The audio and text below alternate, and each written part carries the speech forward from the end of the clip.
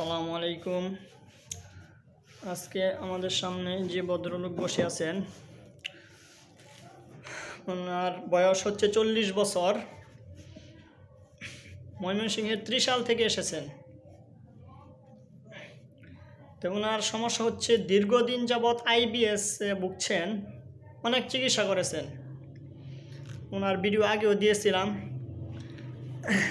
উনি চিকিৎসা করতেছেন। আগে যে মেডিসিনগুলো দিয়েছিলাম, ওনার পেটে জ্বালা পোড়া ছিল, সেটা কমেছে।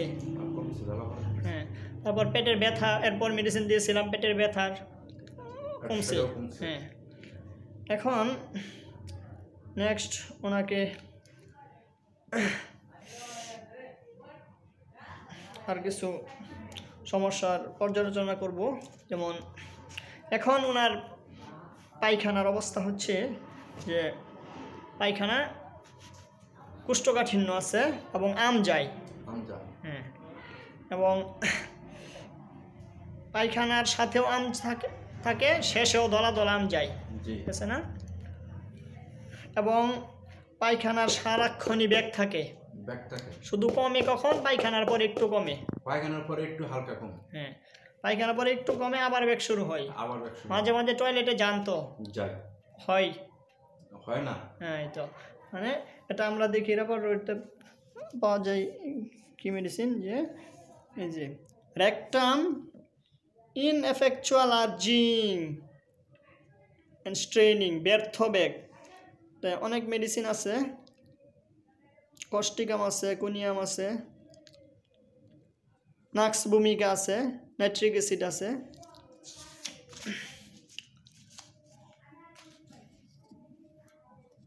তবে ওনার বৃদ্ধি, এই কোষ্ঠকাঠিন্য বেড়ে যায় কখন? কোষ্ঠকাঠিন্যটা বেড়ে যায় টেনশন করলে। হ্যাঁ, তাহলে এখন দেখি আমরা কি মেডিসিন পাই। কনস্টিপেশন, ভেক্সেশন আফটার, এই যে কয়েকটা মেডিসিন আছে, নাক্স ভূমিকা, ব্রায়েনিয়া, স্টেপাইসিগ্রিয়া।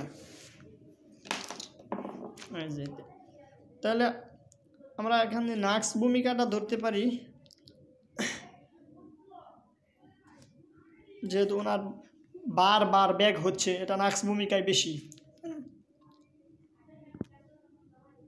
এই যে কনস্টিপেশন, ভেক্সেশন আফটার নাক্স ভূমিকা, তাহলে আমরা নাক্স ভূমিকা ভাবতে পারি। আর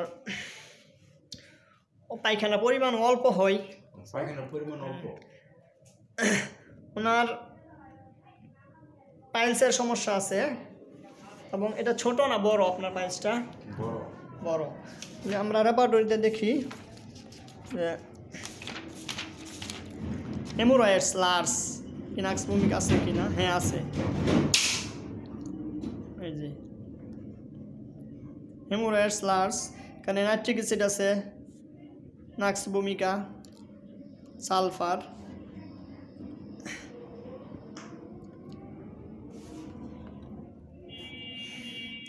তারপর ওনার সর্দির সমস্যা। সর্দি আপনার শুষ্ক সর্দি। ও, সামনে দিয়ে বের হয় না তো? সামনে দিয়ে বের হয় না, পিছন দিক দিয়ে বের হয়। এবং এটা বাড়ে কখন?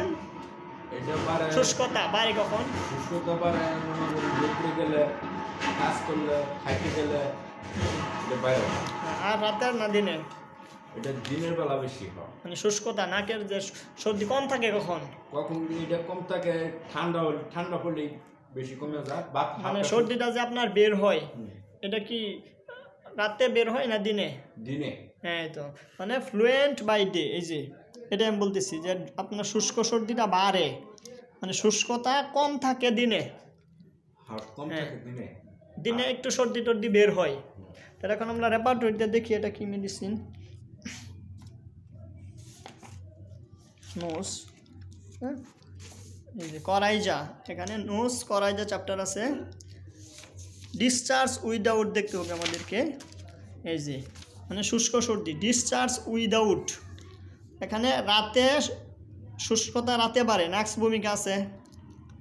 ফার্স্ট গ্রেড একটাই মেডিসিন নাক্স ভূমিকা, এছাড়া ল্যাকেসিস আছে সেকেন্ড গ্রেড, তারপরে ক্যালকিডিয়া কার্ভ আছে, কস্টিকাম আছে, নাইট্রিক অ্যাসিড আছে, ফার্স্ট গ্রেড একটা মেডিসিন। তারপর ওনার খোলা বাতাসেও বাড়ে, এটাও আছে, বাতাসে বাড়ে, এটাও নাক্স ভূমিকা। আর এই যে অল্টারনেটিং উইথ ফ্লুয়েন্ট, মানে একবার তরল একবার শুষ্ক, মানে দিনে শুষ্ক, দিনে তরল রাতে শুষ্ক, নাক্স ভূমিকা পালসেটিলা। তাহলে দুইটা মেডিসিন ফার্স্ট গ্রেড নাক্স ভূমিকা। নাক্স ভূমিকা ভাবতে পারি এই সর্দির জন্য আমরা তাহলে। আর আপনার বলছেন যে খাওয়ার পরে সর্দি, খাওয়ার সময় বেশি বাড়ে সর্দি? হ্যাঁ, খাওয়ার সময় সর্দি বাড়ে। হ্যাঁ, আচ্ছা। ইটিং আমরা লিখে নিলাম, ইটিং। তাহলে এর দেখি রেপার্ট দেখি আছে, এই যে ইটিং অ্যাগ্রাভেশন ইফিম আফটার নাক্স ভূমিকা ফার্স্ট গ্রেড, স্পাইজেলিও আছে, জিঙ্কাম মেটো আছে, এই যে নোজ করাইজা, ডিসচার্জ উইদাউট শুষ্ক সর্দি, ইটিং আফটার নাক্স ভূমিকা। এটা লাড়াচাড়া করলে সর্দিটা বাইরে। তাহলে একটাই মেডিসিন ফার্স্ট গ্রেড, খাওয়ার পরে বারে নাক্স ভূমিকা। এরপর ওনার ডেকুর হয় বেশি। আপনার ডেকুর কেমন হয় একটু বলেন। ডেকুর প্রচুর পরিমাণ ডেকুর, এবং বমি বমি ভাব আছে। বমি ভাব আছে। হ্যাঁ, সকালে বাড়ে, অনবরত ডেকুর থাকে, অনবরত ডেকুর এবং বমি বমি ভাব অনবরত। অনবরত। আচ্ছা। আর পেটে ব্যথা আছে। পেটে ব্যথা আছে। কেমন লাগে পেটে বলেন তো? এটা পাথরের মতো চাপা পড়া ব্যথা। প্রেশার অ্যাজ ফ্রম স্টোন দেখি আমরা, এলেন স্কিন উঠে দেখি এটা নাক্স ভূমিকায় পাই কিনা। এই যে এলেন স্কিন উঠ, nose scatter, coryza dry at night, এটা তো আমরা রেপার্টরিতে দেখছি। যে ফ্লুয়েন্ট বাই ডে, দিনের বেলা তরল। হ্যাঁ, এরপর কনস্টিপেশন এলেন স্কিন উঠে লেখছে, with frequent unsuccessful desire passing small quantities of faces, অর্থাৎ ঘন ঘন ব্যর্থ বেগ, বারবার যায় কিন্তু পায়খানা হয় না, আরও হবে আরও হবে আরও হোক কিন্তু আসলে হচ্ছে না, অল্প পরিমাণে পায়খানা, মনে হয় যেন পায়খানা হয় নাই, কিছুই হয় নাই, আরও যদি হইতো ভালো হইতো। এখানে আরও লিখছে frequent desire for stool Nux ভূমিকা। অল্টারনেট কনস্টিপেশন ডায়রিয়া, এটাও তো আপনার আছে। হ্যাঁ, মাঝে মাঝে ডায়রিয়া হয়ে যায়, মাঝে মাঝে ডায়রিয়া। দুধ খাইলে নাকি? দুধ খাইলে এমনিতেও ডায়রিয়া। আচ্ছা। তারপর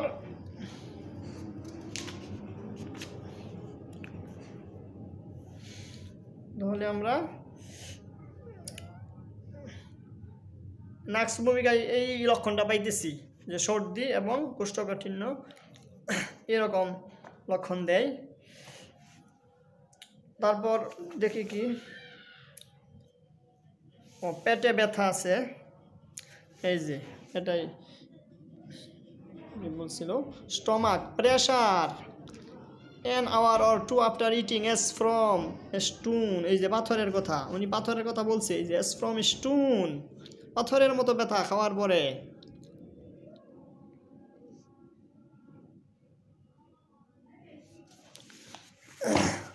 এরপর ওনার আরও সমস্যা হচ্ছে ঘুম হয় না। ঘুম কেমন আপনার? আমার ঘুম রাত্রে 2-2.5 ঘন্টা ঘুম হয়, এমনি সারাদিনের ঘুম হয় না। কিন্তু আগে তো মনে করেন আমি অনেক 10 টাকা 4-7-8 বছর আগে 10 টাকা দামের ট্যাবলেট খেয়ে ঘুমাইছি। তারপর ওনার মানসিক লক্ষণ হচ্ছে যে রাগ অত্যধিক বেশি। আপনার রাগ কেমন বলেন?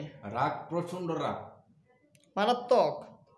এই রাগের মনে এমন রাগ, মানুষ যদি আমার সামনে যদি অভিনয় করে বা হাসে, বেশি হাসে দেয় রাগ উঠে, বা বেশি জোরে কথা বললে আমার রাগ উঠে। তাহলে আমরা দেখি রেপার্টরিতে অ্যাঙ্গারে যেতে হবে। অ্যাঙ্গার মারাত্মক রাগ, অ্যাঙ্গার ভায়োলেন্ট, নাক্স ভূমিকা আছে হিপারসার, নাইট্রিক অ্যাসিড, স্টেফাইসিগ্রিয়া, এই যে নাক্স ভূমিকা মারাত্মক রাগ। তারপর আপনার শব্দে ভয় আছে, মানুষের সামনে যেতে ভয় পান, কুকুরে ভয় পান, কুকুরে ভয়ের আরও মেডিসিন আছে বেলাডোনা, কোস্ট্রিকাম, স্টেমোনিয়াম, টিউবারকুলিনাম, মানুষের সামনে যেতে ভয়, লাইকোপোডিয়াম, নাক্স ভূমিকা। আসলে সব দেখানো যাবে না, ভিডিও লম্বা হয়ে যাবে, আমি বলে দিচ্ছি সেপিয়া, স্টেমোনিয়াম, সহজে রেগে যায়, এটা বলছি। এজন্য আমরা ওনাকে নাক্স ভূমিকা 200 দিলাম। ওনার সব লক্ষণ নাক্স ভূমিকার সাথে মিলেছে। আশা করি উনি দ্রুত সুস্থ হয়ে যাবেন, বলেন আমিন। আমি